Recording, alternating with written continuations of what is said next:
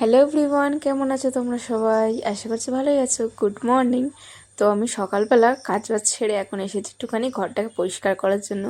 ফার্স্টে আমি আমার ড্রেসিং টেবিলটা পরিষ্কার করে নিচ্ছি, অনেকটা ধুলো জমে গেছে। আগের দিন আমি ঘর ঝেড়েছিলাম তো তো তারপরে আর ঘরটা মোছা হয়নি, আলমারি খাটটা মোছা হয়নি বলে আজকে মুছছি।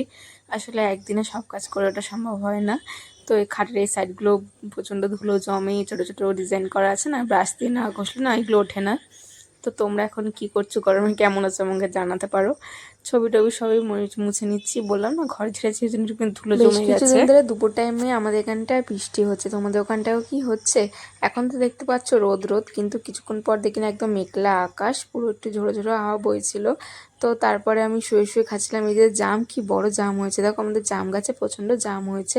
তো ঝড়ের কারণে অনেকটাই পড়ে যাচ্ছে বলে পেরে নিয়েছে কিছুটা, আর কিছুটা কাছে আছে।